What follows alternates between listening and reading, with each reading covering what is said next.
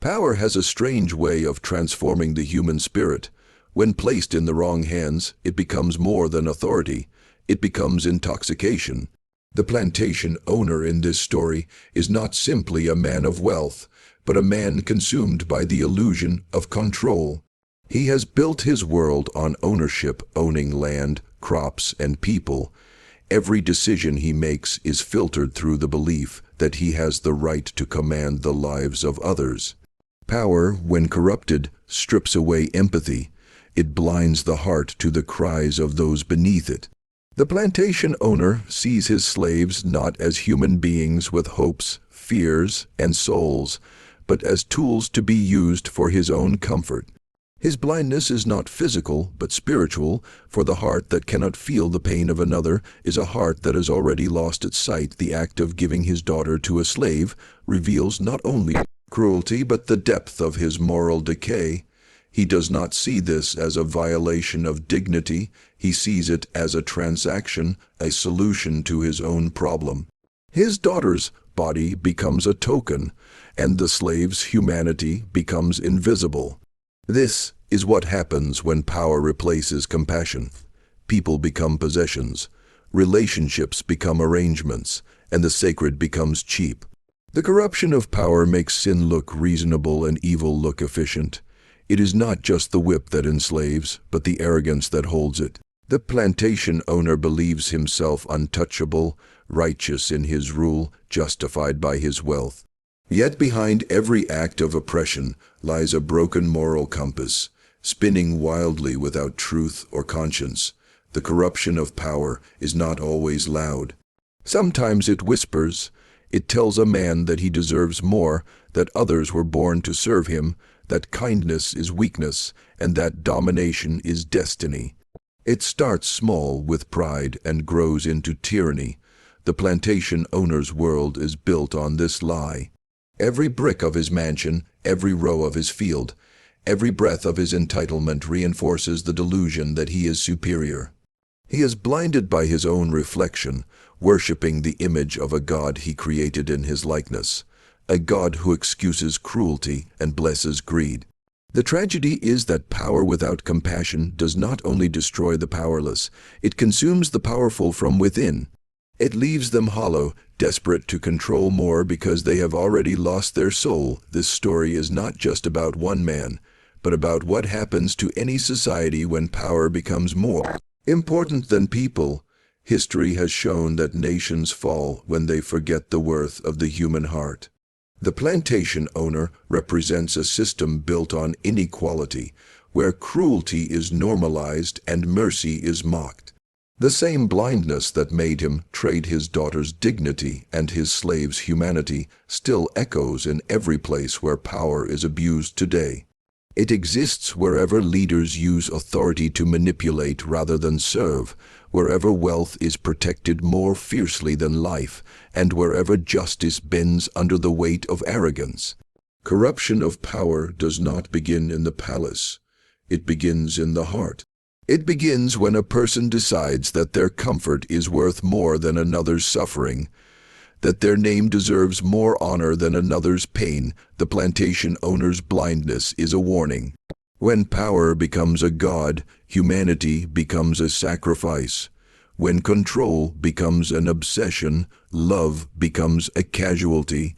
The true sickness of his soul is that he can no longer distinguish between leadership and lordship, between stewardship and slavery. The corruption of power turns kings into tyrants and fathers into monsters. It makes the hand that should protect instead oppress. And though his wealth may command obedience, it cannot buy peace. For the more a man loses compassion, the more he loses himself.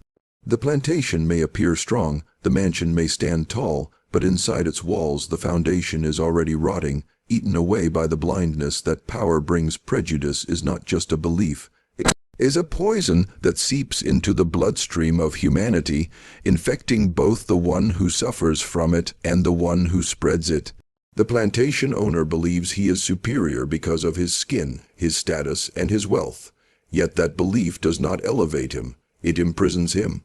The same pride that allows him to look down on others also chains him to his own ignorance. Prejudice narrows the world until a man can no longer see beyond himself. It blinds him to beauty, to equality, to the sacred truth that every human being is created with worth. The slave he despises bears the same divine breath that he does, yet his prejudice convinces him otherwise. This lie becomes his comfort and his curse.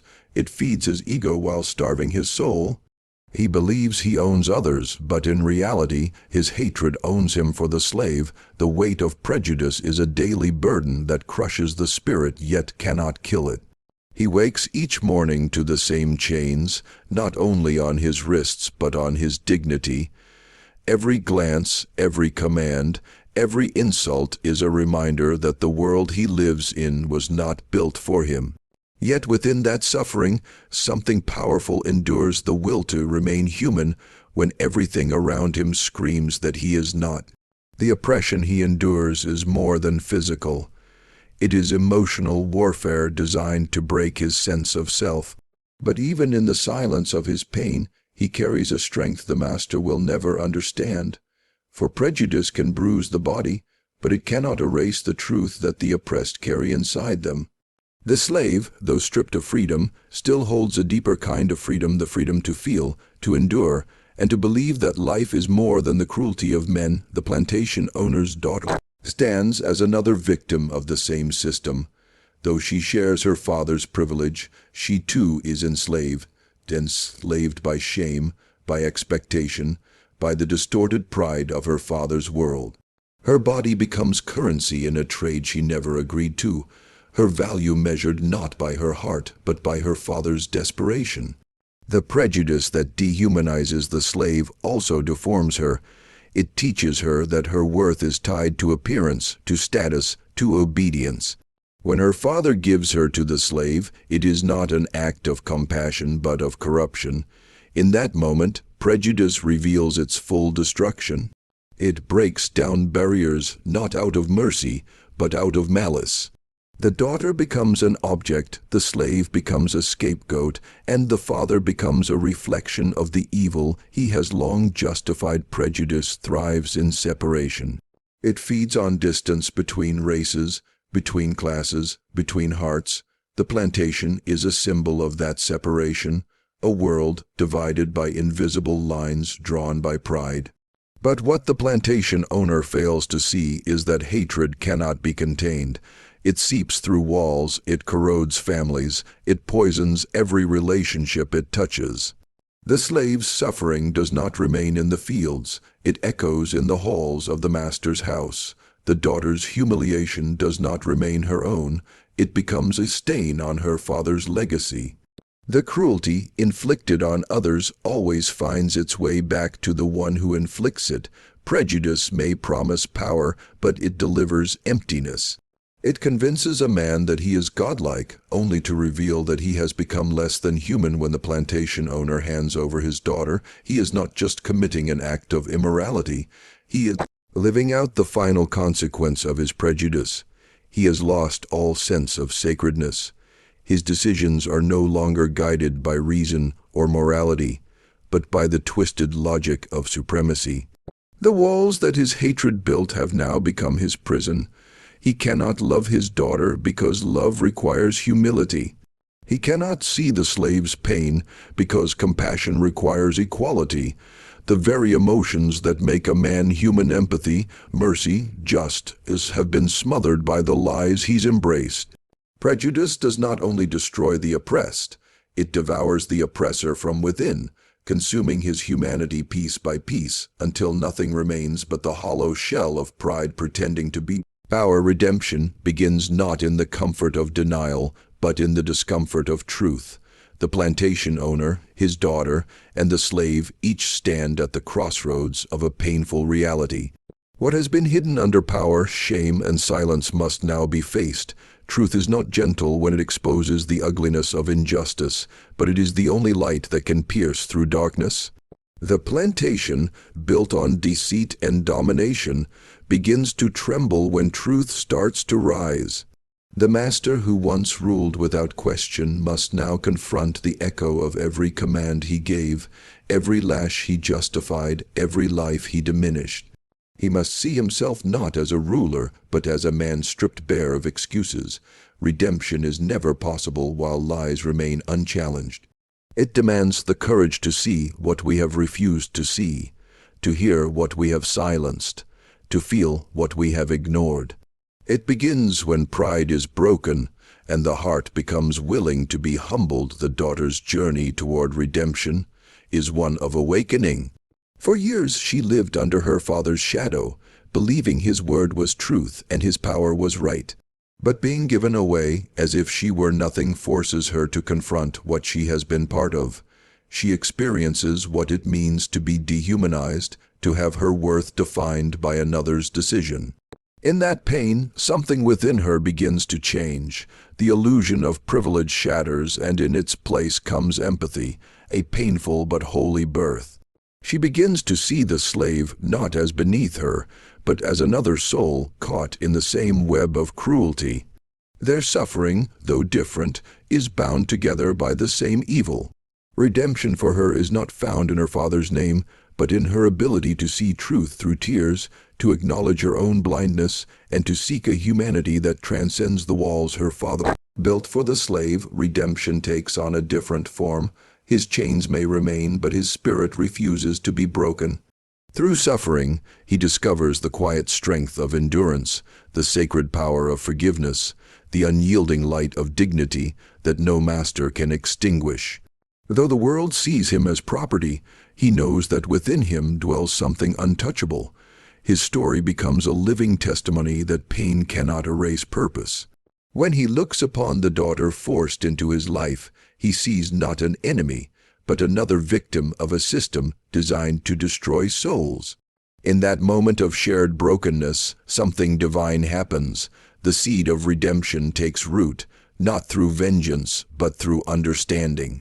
Not through bitterness, but through the defiant act of remaining human in the face of inhumanity. The plantation, once a place of profit and pride, becomes a mirror reflecting the sickness of it. Master, the fields that once sang with the cries of labor, now whisper the truth of consequence. Every injustice sown has come to harvest. The order of oppression collapses under the weight of its own sin. Redemption does not erase the past, but it calls each heart to accountability. It asks the master to repent, the daughter to heal, the slave to forgive, and the system to fall. It begins when someone dares to say, "This was wrong," and refuses to look away. It is not the easy path, but the necessary one, for healing cannot grow in soil that still hides the bones of denial. Redemption restores what prejudice and power destroyed. It rebuilds the soul from the ruins of pride. It teaches that forgiveness is not weakness, but wisdom. That to free another is to free oneself. It invites even the cruelest heart to feel again, even the most broken spirit to rise again. When truth is faced, chains begin to break. Not always the ones made of iron, but the ones that live in the mind and heart.